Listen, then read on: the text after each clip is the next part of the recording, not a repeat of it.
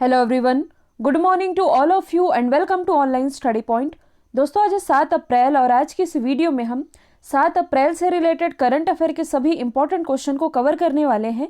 तो यदि आप लोगों को इस वीडियो की पीडीएफ चाहिए तो आप हमारे इस मोबाइल एप्लीकेशन को भी इंस्टॉल कर सकते हैं, जिसमें आप लोगों को डेली क्विज, फ्री पीडीएफ और प्रतिदिन के करंट अफेयर का ऑडियो भी मिल सकेगा। तो चलिए स्टार्ट करते हैं। हमारा पहला question, world in 2030 public survey report ये किसने जारी की है? तो ये भी हाल ही में यूनेस्को के द्वारा जारी की गई है। वर्ल्ड इन 2030 मतलब कि 2030 में दुनिया कैसी होगी।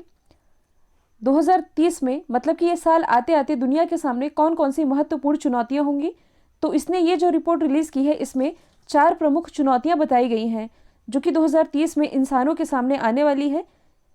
पहली तो है क्लाइमेट चेंजेस की समस्या, दूसरी है हिंसा यानी कि वायलेंस, तीसरा है कि जैव विविधता की हानि होगी आने वाले सालों में, और चौथी है कि पानी, आवास और भोजन की कमी। तो आप लोगों ने पढ़ा भी होगा कि इंसान की 3 बेसिक नीड होती है, कौन कौन सी? रोटी, कपड़ा, मकान। तो इसने ये जो रिपोर्ट रिलीज़ की है, इसमें ये बताया गया है कि आने वाले सालों में मतलब कि 2030 तक ये सभी चीज़ें खतरे में पड़ सकती हैं। और बीते 1 साल में आप लोगों ने ये बात कहीं ना कहीं या तो अपने परिवार में सुनी होगी या आप लोगों ने ये खुद भी कहा होगा कि कैसा समय आ गया है कि अचानक से पूरी दुनिया घर में कैद हो गई है। मतलब कि सडनली 1 साल में जो परिस्थिति रही, ये कभी लोगों ने सपने में भी एक्सपेक्ट नहीं किया होगा। मतलब कि ट्रेन का बंद होना और इंसानों का घर में कैद हो जाना, स्कूलों का बंद होना, कॉलेजेस का बंद होना, ये सारी चीज़ें मतलब कि इंसानों को एक तरह से घर में कैद होना पड़ा कोरोना की स्थिति में। और आने वाली जनरेशन को जब हम ये सारी चीज़ें बताएंगे कि हमारे समय में ऐसा कुछ हुआ था, तो वो शायद ही बिलीव करें कि ऐसी भी कोई चीज़ हो सकती है। तो इन सभी परिस्थितियों को देख करके इसने 4 महत्वपूर्ण चुनौतियां ये दुनिया के सामने बताई है कि जो 2030 तक लोगों के सामने आनी है। और इसका एक ही सोल्यूशन बताया गया है कि जो एजुकेशन है मतलब कि शिक्षा ही एकमात्र इसका समाधान हो सकता है, जो कि रिपोर्ट रिलीज की गई है यूनेस्को के द्वारा। यूनेस्को की फुल फॉर्म बनती है united nation education, scientific and cultural organisation. इसकी स्थापना 4 नवंबर 1945 को की गई थी और भारत इसका सदस्य ये बना था 1946 में। हेडक्वार्टर स्थित है पेरिस, फ्रांस में, और इसके जो डायरेक्टर जनरल है इनका नाम है ऑद्रे अजौले।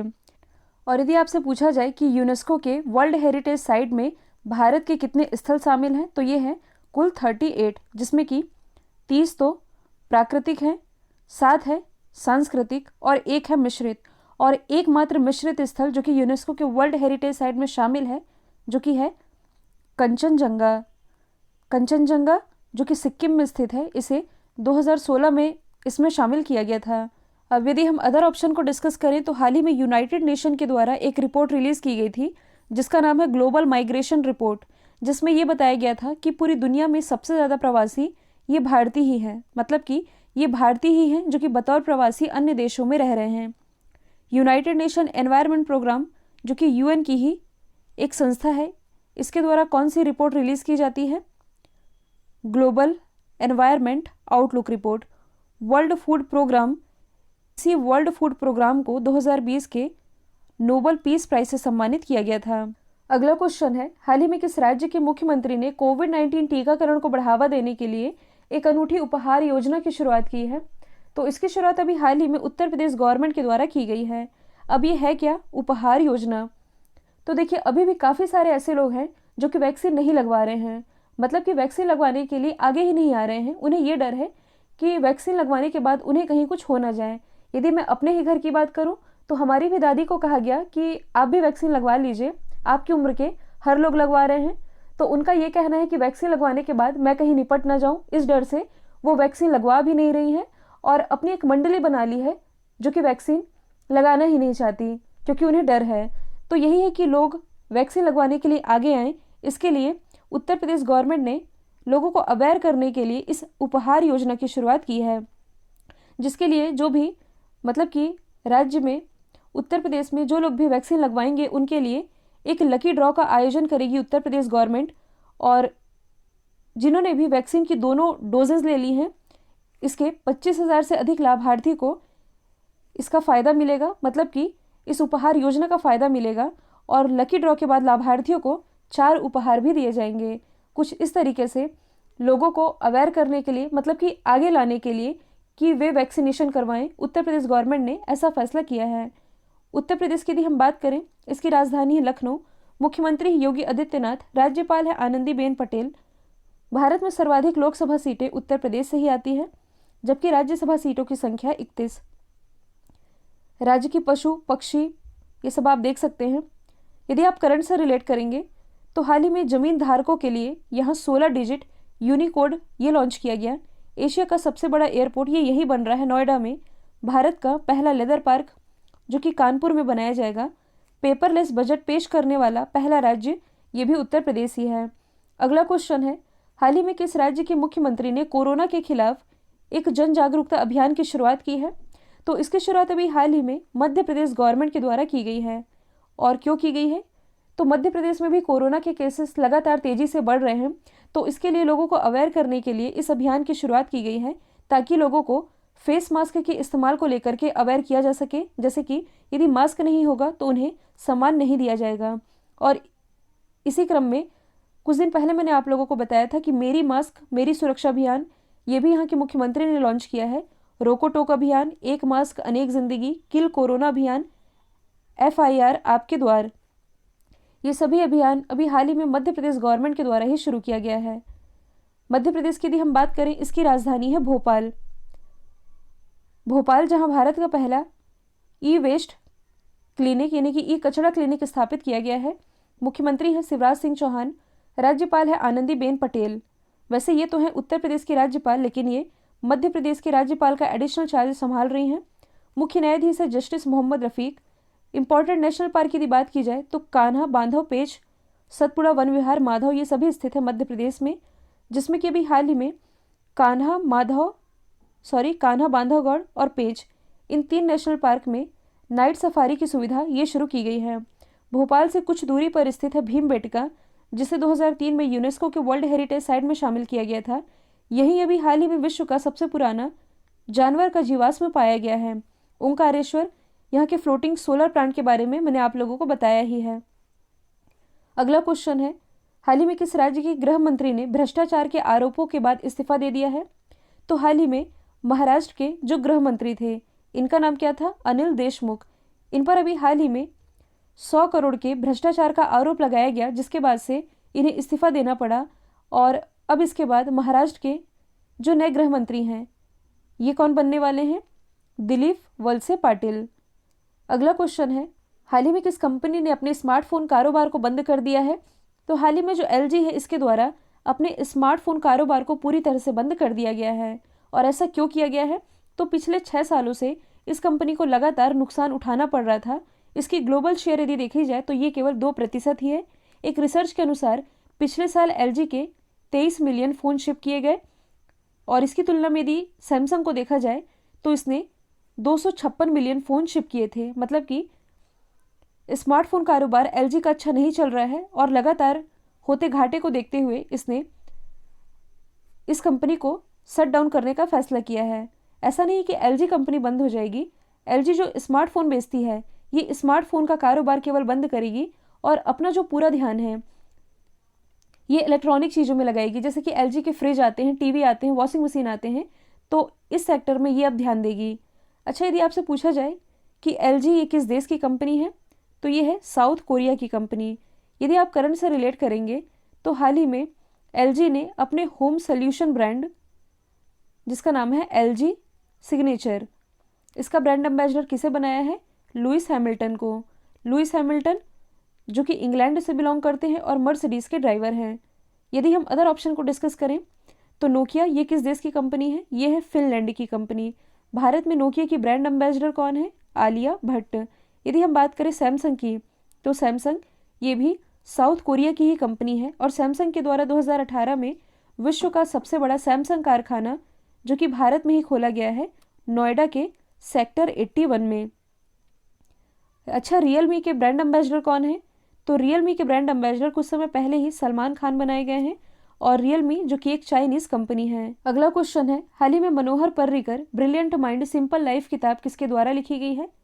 तो ये किताब लिखी गई है नितिन गोखले के द्वारा। मनोहर पर्रिकर के बारे में आप सभी जानते हैं, ये अपनी सिंप्लिसिटी के लिए जाने जाते थे, और इनका कैंसर के कारण निधन हुआ। इनके जीवन के आखिरी दौर में जब इन्हें कैंसर था तब तक इन्होंने काम किया है, मतलब कि आखिरी समय तक काम करते करते गए हैं। अपनी सादगी के लिए जाने जाते हैं। ये गोवा के 4 बार मुख्यमंत्री रहे और ये ऐसे पहले मुख्यमंत्री थे भारत के जो कि IITN थे। साथ ही 2014 में ये रक्षा मंत्री भी बनाए गए थे। लास्ट ईयर ही इन्हीं पर बेस्ड, मतलब कि इनके जीवन पर बेस्ड एक और किताब लॉन्च की गई जिसका नाम है an extraordinary life, a biography of Manohar Parrikar, जो कि लिखी गई है सदगुरु पाटिल और माया भूषण नागवेकर के द्वारा। यदि हम अदर ऑप्शन को डिस्कस करें तो M वेंकैया नायडू जी ने हाल ही में अपने कार्यकाल के 3 साल पूरे होने पर कनेक्टिंग, कम्युनिकेटिंग और चेंजिंग ये किताब लॉन्च की है, मतलब कि इन्हीं के द्वारा लिखी गई है। लॉन्च किया है प्रकाश जावड़ेकर जी ने। और यदि हम बात करें नरेंद्र मोदी जी की, तो हाल ही में इन्होंने इनकी जो किताब है जिसका नाम है एग्जाम वॉरियर, इसका नया एडिशन जारी किया है। अगला क्वेश्चन है, हाल ही में राष्ट्रीय समुद्री दिवस ये कब मनाया गया, यानी कि नेशनल मैरीटाइम डे। तो ये मनाया जाता है 5 अप्रैल को। और क्यों मनाया जाता है, तो समुद्री व्यापार और यातायात के प्रति लोगों में अवेयरनेस फैलाने के लिए, लोगों को अवेयर करने के लिए 5 अप्रैल को ये दिवस मनाया जाता है। 1964 से ये दिवस प्रतिवर्ष मनाया जा रहा है। जबकि 1 अप्रैल को क्या मनाया गया है, उत्कल दिवस या ओडिशा दिवस। अगला क्वेश्चन है, इंडियन अचीवर अवार्ड 2021 से किसे सम्मानित किया गया। तो ये सम्मानित किए गए हैं जसपाल सिंह। जसपाल सिंह ये हैं कौन, तो ये अनअकैडमी के एक टीचर हैं, मतलब कि ये एक एजुकेटर हैं और शिक्षा के क्षेत्र में उत्कृष्टता के लिए इन्हें 2021 के इंडियन अचीवर अवार्ड से सम्मानित किया गया है। अब यदि हम अदर ऑप्शन को डिस्कस करें तो हाल ही में जो विद्युत मोहन हैं, इन्हें यूनाइटेड नेशन एनवायरनमेंट प्रोग्राम के द्वारा young champion of the earth चुना गया है। गीतांजलि राव जो कि भारतीय मूल की हैं, इन्हें भी हाल ही में टाइम मैगजीन के द्वारा किड ऑफ द ईयर चुना गया। यदि हम बात करें रणजीत सिंह दिसाले की, तो इनसे रिलेटेड एग्जाम में क्वेश्चन बन भी चुका है। रणजीत सिंह दिसाले जो कि महाराष्ट्र के एक टीचर हैं, इन्हें भी हाल ही में global teacher award, global teacher prize इससे सम्मानित किया गया। और ये क्वेश्चन इसलिए भी इम्पोर्टेंट है क्योंकि ये अवार्ड पाने वाले ये पहले भारतीय बन गए हैं। अगला क्वेश्चन है, हाल ही में भारत के नए मुख्य चुनाव आयुक्त कौन बने हैं। तो भारत के नए मुख्य चुनाव आयुक्त ये भी हाल ही में बन गए हैं सुशील चंद्र। पहले कौन थे, तो सुनील अरोड़ा जो कि 23वें क्रम के मुख्य चुनाव आयुक्त थे, इन्हीं का स्थान अब लेंगे सुशील चंद्र। पहले कैसा फॉर्मूला था, 1+2 का, हालांकि अभी भी ऐसा है। तो मुख्य चुनाव आयुक्त ये थे सुनील अरोड़ा, 23वें क्रम के थे, और 2 अन्य थे। कौन कौन से थे, एक तो यही थे सुशील चंद्र, दूसरे पहले तो थे अशोक लवासा, लेकिन उनकी नियुक्ति एशियन डेवलपमेंट बैंक के उपाध्यक्ष के रूप में की गई, जिसके बाद से कौन बने थे, राजीव कुमार। तो ये 3 का फॉर्मूला चल रहा था। अच्छा, YK सिन्हा कौन है, तो ये कुछ समय पहले ही हमारे सूचना आयुक्त बनाए गए हैं। यहाँ हम बात कर रहे हैं मुख्य चुनाव आयुक्त की। तो सुनील अरोड़ा का ही स्थान लेने जा रहे हैं सुशील चंद्र, और ये हमारे 24वें क्रम के मुख्य चुनाव आयुक्त होंगे। अब हम भारतीय निर्वाचन आयोग से रिलेटेड कुछ बेसिक फैक्ट डिस्कस कर लेते हैं, जिससे एग्जाम में क्वेश्चन पूछे जाते हैं। तो सबसे पहले तो आप ये याद रखेंगे कि जो चुनाव आयोग है ये एक सांविधिक आयोग है। इसका उल्लेख है ये आर्टिकल 324 से लेकर के 329 के बीच किया गया है। इसकी स्थापना 25 जनवरी 1950 में की गई थी, इसलिए 25 जनवरी को हम नेशनल वोटर्स डे के रूप में मनाते हैं। हेडक्वार्टर नई दिल्ली में स्थित है। और जो हमारे पहले निर्वाचन आयुक्त थे ये थे सुकुमार सेन, वर्तमान में अब हो गए हैं सुशील चंद्र। तो इसे आप मॉडिफाई कर लेंगे। यदि आपसे पूछा जाए कि पहली महिला निर्वाचन आयुक्त कौन थी, ये थी VS रमा देवी। और इसके प्रमुख कार्यों की यदि बात की जाए तो ये संसद, राज्य विधानमंडल, राष्ट्रपति और उपराष्ट्रपति का चुनाव ये यही संपन्न करवाती है। जबकि पंचायत और नगर पालिका का जो चुनाव होता है ये राज्य सरकार के द्वारा संपन्न कराया जाता है। अभी मैंने बताया है कि 25 जनवरी को ही राष्ट्रीय मतदाता दिवस मनाया जाता है, और पहली बार ये 2011 में मनाया गया था। इस बार जो राष्ट्रीय मतदाता दिवस मनाया गया, इसकी थीम थी सभी मतदाता बने सशक्त और जागरूक। एक इम्पॉर्टेंट क्वेश्चन है जो कि एग्जाम में पूछा जाता है, किस संविधान संशोधन के तहत मतदान की उम्र 21 वर्ष से घटाकर 18 की गई थी। तो ये था 61वां संविधान संशोधन 1988, जो कि 1989 में पारित हुआ था। अगला क्वेश्चन है, हाल ही में कौन सा राज्य कोरोना मरीजों का विश्व का सबसे बड़ा संक्रमण हॉटस्पॉट बन गया है। तो विश्व का ये जो सबसे बड़ा संक्रमण हॉटस्पॉट बना है, ये शॉकिंग है लेकिन ये सच है, जो कि बन गया है महाराष्ट्र। महाराष्ट्र में यदि देखा जाए तो प्रतिदिन यहाँ नए मरीजों के आने का जो एवरेज है ये 50,000 से ऊपर जा चुका है। तो इस तरह पूरी दुनिया में सबसे ज़्यादा संक्रमित ये महाराष्ट्र ही है। और यदि शहर की हम बात करें तो जो पुणे है ये देश का सबसे ज़्यादा संक्रमितों की संख्या वाला शहर बन चुका है। महाराष्ट्र पूरी दुनिया में टॉप पर है। महाराष्ट्र की यदि हम बात करें तो इसकी राजधानी है मुंबई, जहां national stock exchange, Bombay stock exchange और security and exchange board of India इसका मुख्यालय स्थित है। मुख्यमंत्री है उद्धव ठाकरे। राज्यपाल है भगत सिंह कोश्यारी, जो कि गोवा के भी राज्यपाल का एडिशनल चार्जेस संभाल रहे हैं। और प्रमुख नृत्य की यदि बात की जाए तो तमाशा और लावनी। यदि आप करंट से रिलेट करेंगे तो एशिया की एशिया की ये जो पहली सौर ऊर्जा से संचालित कपड़ा मिल है जो कि महाराष्ट्र के परभणी जिले में शुरू की जानी है। हाल ही में महाराष्ट्र गवर्नमेंट के द्वारा गरीबों को भरपेट भोजन प्रोवाइड कराने के लिए कम दाम में शिव भोजन योजना की शुरुआत की गई थी। तो ये भी आप याद रखेंगे। कल जो मैंने आप लोगों से सवाल पूछा था इसका राइट आंसर था न्यूजीलैंड। अब आप लोगों के लिए आज का सवाल है, भारत की सबसे बड़ी हीरे की खदान कहाँ मिली है? तो इसका जो भी आंसर है कमेंट बॉक्स में बताइएगा। वीडियो यदि पसंद आया है तो लाइक कीजिए, शेयर कीजिए और चैनल को सब्सक्राइब करना बिल्कुल मत भूलिएगा। तो आज के लिए इतना ही। Thank you so much.